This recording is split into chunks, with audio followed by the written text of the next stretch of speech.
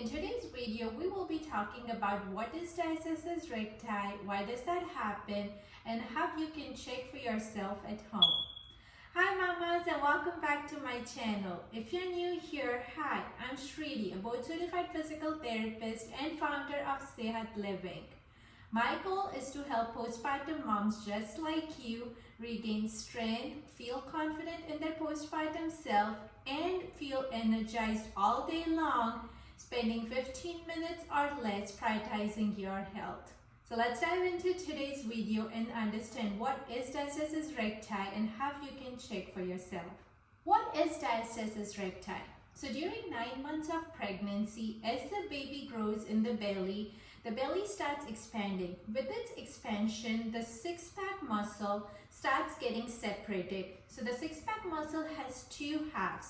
And with its separation, there is a gap that develops between the two halves of the six-pack muscle, which is referred to as diastasis recti.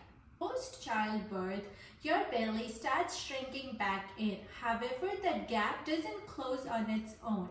The gap that develops during pregnancy needs more attention to close it and get that core muscles nice and strong again.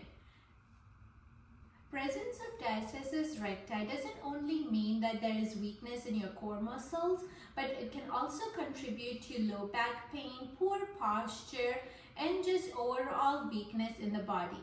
Because your core is connected with the pelvic floor muscles, diastasis recti causes poor functioning of the core muscles, which in turn would affect your pelvic floor as well. So addressing diastasis recti and understanding if you have it is very important and probably the first step in your postpartum recovery journey. So let's go ahead and lay down and test for if you have diastasis recti, and if you do, how deep it is. So I want you to go ahead and grab a pillow or a yoga block to support your head and then roll onto your side, and then we'll go on your back. Now once you're laying flat down, I want you to go ahead and bend the knees and make sure your back is nice and flat. The first thing you want to do is we'll check diastasis recti at 3 different spots. The first spot is going to be between your belly button and the lower end of rib cage. Second point is right at the belly button, and then the third point is between the belly button and your pelvis.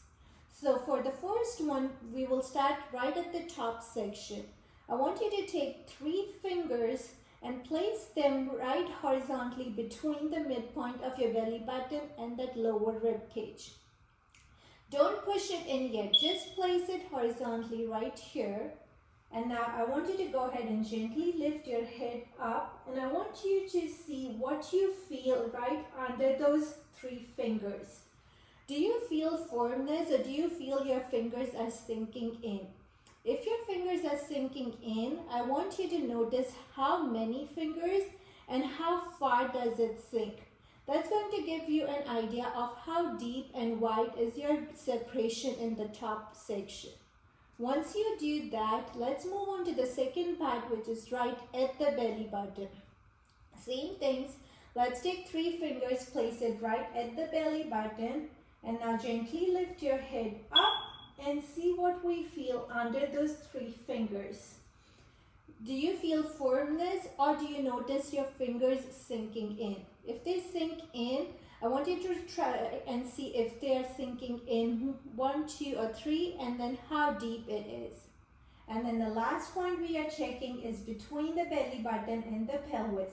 Same thing, let's go ahead and place them right in between, and then go ahead and lift your head up and feel for the firmness or sinking. Once you perform at all 3 points, it's going to give you an idea of how deep and wide is the separation between those 2 halves of the six-pack muscles. Now that you have tested for diastasis recti, you have a better idea of where the separation exists. The most common point for separation is going to be right at that belly button area. However, depending on how the pregnancy went, you could have separation in the top or the bottom or all 3 areas. So checking for diastasis recti is just helping you get more aware of where the separation exists and how we can address the separation. The first step was knowing whether you have diastasis or not.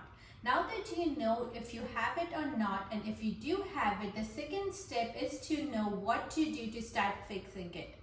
The first thing you have to focus on is core breathing. Core breathing is also deep breathing, but the focus here is filling the air in the belly area versus just the upper chest rib cage. So when you feel the air in the belly area, you are relaxing your core muscles and the pelvic floor, which is helping you release that excessive tension or that ab grabbing that you would often do after delivery. So first step to healing your diastasis recti is performing core breathing exercises. Second step is to start with core activation exercises.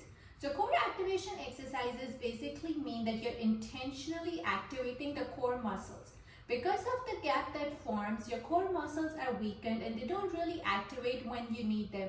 Think about lifting your baby from the floor, or maybe you're pushing a stroller, maybe you're doing dishes.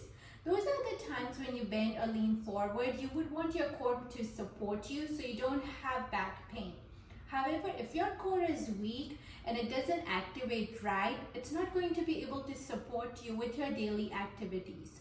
So the second step is core activation exercises to help you understand when to activate and how to activate those muscles. And the third step will be adding pelvic floor exercises with the core activation, and then progressing to full body strengthening exercises and overall balance and stability work. So now that you have a broader picture of how you can heal your diastasis recti, I want to invite you to join my 6 weeks Diastasis Recti Exercise Program. I'll drop the link in the description below, but in that program we go over 6 weeks of exercises that are focused on healing your diastasis recti, starting week 1 with just core activation exercises and eventually building up on every week so you can get your core, pelvic floor, and your whole body nice and strong. So go ahead and make sure to check out that link. And if you did like this video and found it helpful, make sure to hit the subscribe button below so you are always updated when a new video gets posted on the channel. I really hope this was helpful, and I'll see you again next week in another video. Take care, mamas. Bye.